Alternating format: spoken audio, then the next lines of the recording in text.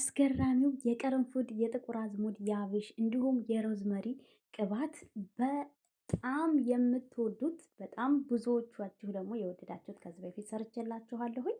ዛሬ በድጋሚ ልሰራላችሁ ወይ ደግሞ የታዘዝኩት ቅባት ስለነበረ ለጓደኛዬ ሰርቼ የሰራሁትን ቪዲዮ ላሳያችሁ። ለእናንተም እኔም የምጠቀመውን ሁሌ በቤታችሁ በቀላሉ ይሄን የመሰለ ቆንጆ ቅባት መስራት ትችላላችሁ። ውድ ቤተሰቦቼ እንኳን ደህና መጣችሁ ብያለሁኝ። አዳዲስ የምትመጡ ሰብስክራይብ ማድረጋችሁን እንዳትረሱ። እግዚአብሔር አምላክ ሀገራችንን ሰላሙን አንድነቱን እያምጣልን። ወደ አሰራሩ ስንሄድ እንግዲህ የሚያስፈልገን ነገር አብሽ፣ እንዲሁም ጥቁር አዝሙድ፣ ቅርንፉድ፣ ሮዝመሪ ነው ያለኝ። ሮዝመሪ ደረቁ ሮዝመሪ ነው ያለኝ። እንዲሁም ደግሞ ቅርንፉዱን ፈጭቸዋለሁ። የተፈጨ ቅርንፉድ አለኝ፣ የተፈጨ ጥቁር አዝሙድም እንዲሁም ያልተፈጨም አለኝ። አብሽ አለ። አብሽ የሚበቃችሁን ያህል ብቻ መጠኑን የእናንተ ቅባት ይወስነዋል። ቅባታችሁን በርከት አድርጋችሁ መስራት የምትፈልጉ ከሆነ ቅመሙን ወይ ደግሞ እዚጋ ያዘጋጀነውን ግብአቶቹን በርከት አድርጋችሁ ማዘጋጀት ይጠበቅባችኋል ማለት ነው።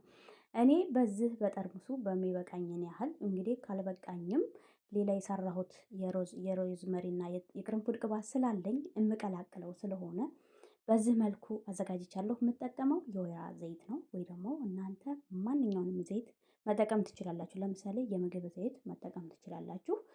እንዲሁም ደግሞ አልመንድ ወይን፣ ኮኮናት ያላችሁን ብቻ ፀጉራችሁን የሚስማማችሁን ማንኛውንም ቅባት መጠቀም ትችላላችሁ። ነገር ግን ይበልጥ የወይራ ዘይት ብታገኙ ወይ አልመንድ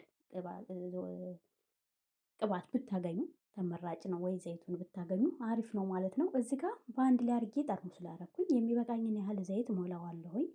እንዲሁም አልመንድ ዘይት ጨምሬበታለሁኝ ማለት ነው።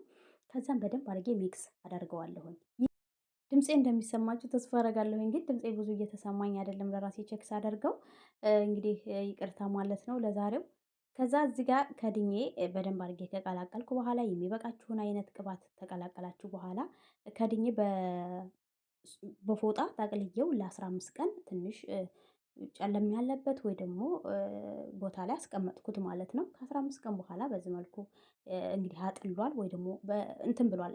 ግን በየሳምንቱ ወይ ደግሞ በ3 ቀን በ4 ቀን እንደዚህ እየመታሁኝ መተዋለሁኝ። እንደዚህ ቀላቀለው ነበረ በደንብ እንዲመዘምዘው በደንብ ውህዱን ይዞልኝ እንዲወጣ አደርገው ነበር። 15 ቀን ሙሉ ተዘብዝፎ ከዛ በላይም ተዘብዝፎ መቆየት ይችላል። ይሄ ምንም አይነት የመበላሸት እንትን የለውም ማለት ነው። ከዚህ በኋላ ይሄንን ይመስላል። በጣም ነው የምትወዱት። ሽታው ራሱ ደስ የሚል ሽታ ነው። ምክንያቱም እንደሚታወቀው ቅርንፉድ ለፀጉር እድገት በጣም ወሳኝ ነው። ጥቁር አዝሙድም እንደዛው፣ አብሽም ሁሉም በአንድ ላይ ሲሆን ደግሞ በጣም አሪፍ ነው። ትንሽ ፈጨት ማድረጉ የሚጠቅማችሁ ቶሎ ውህዱን ሙሉ ለሙሉ ይዞላችሁ ይመጣል። እኔ ግን እንደምታዩት ግማሹ ተፈጭቷል፣ ግማሹ አልተፈጨም። አብሹን እንትን ቅርንፉዱን ፈጭቼዋለሁኝ። ቅርንፉዱ ትንሽ በዝቷል፣ ግን እኔ ቅባቱ ወይ ደግሞ ዘይቱ ስላነሰ መጨረሻ ላይ ቀላቅለዋለሁኝ ከሌላ ቅባት ጋር። ስለዚህ ጠርሙሱ ስላነሰብኝ ነው ማለት ነው እንጂ ተለቅ ባለ ነገር ሰርታችሁ በአንዴ ሁሌም ከመስራት እንደዚህ ማስቀመጥ ትችላላችሁ። የሚበላሽ ቅባት ስላልሆነ ማለት ነው።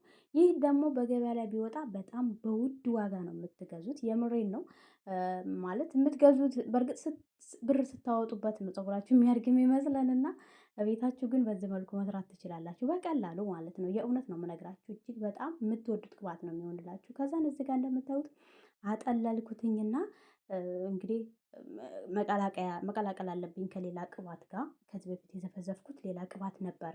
ትንሽ ቅርንፉዱ እዚህ ጋር በዛ ስላለ ስትቀላቅሉት ቆንጆ የሆነ ቅባት ይሆንላችኋል ማለት ነው። አልመንድም አለኝ ከሌላ ቅባቶች ጋር አድርጌ በአንድ ላይ ቀላቅለዋለሁኝ። እዚህ ጋር ይሄን ቀነስ አድርጌ የሚበቃኝን ያህል አደረኩኝ። በነገራችን ላይ ቅባቶች ስትቀላቀሉ ጥቅሙ ምንድነው? የሁሉንም አይነት ጥቅም ታገኛላችሁ። ለምሳሌ በወይራ ዘይት የተሰራና በሮዝመሪ የቅርንፉድ ለብቻው አብሽ ለብቻው የሰራችሁት ቅባት በአንድ ላይ ሲሆን የሁሉም ውህድ በአንድ ላይ ጥቅሙን ታገኙታላችሁ ማለት ነው። በዚህ መልኩ ከሁሉም አድርጌ ቀላቀልኩበት ማለት ነው እና በደንብ ሚክስ አደርገዋለሁኝ። ይሄንን የማደርግበት እኔ ምንጊዜም ፀጉሬን ስቀባ ዝግጁ የሆነ ቅባት ነው ይሄ። ማለቴ ይሄ ለመቀባት ብቻ የተዘጋጀ ነው። መጨረሻ ስታዘጋጁ ቤታችሁ ለራሳችሁ ስታዘጋጁት እንደዚህ ብታዘጋጁት ጥሩ ነው።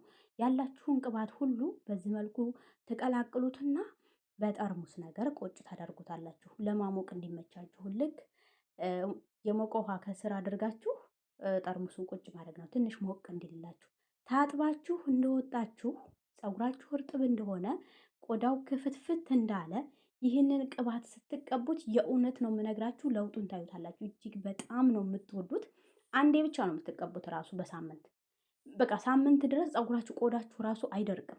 አንድ እርጥቡን ከተቀባችሁት ፀጉራችሁ ወዙ እንዴት ያማረ እንደሚሆን በዛ ላይ ቆዳችሁ ክፍትፍት ያለ ስለሆነ ማለት ታጥባችሁ ስትወጡ ቆዳችን ክፍትፍት ይላል አይደለ? ንጹህ ስለሚሆን ንጹህ ቆዳ ላይ ስትቀቡት ጥቅሙ በጣም አሪፍ ነው።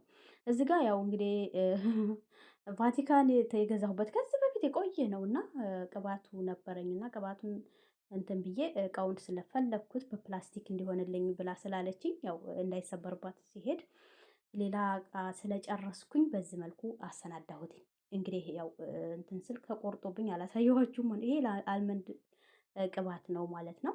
ከዛን ለጓደኛዬ በዚህ መልኩ አዘጋጅቼ ጨረስኩላት። ያው ትንሽ ግን ስቀባው ላሳያችሁ ብዬ ነው። በሌላ መቀቢያ መቀባት ትችላላችሁ። ከዛ በኋላ በዚህ መልኩ ቆንጆ ሽታው ራሱ ምንም አይነት ሽታ የለውም። የእውነት ነው የምነግራችሁ።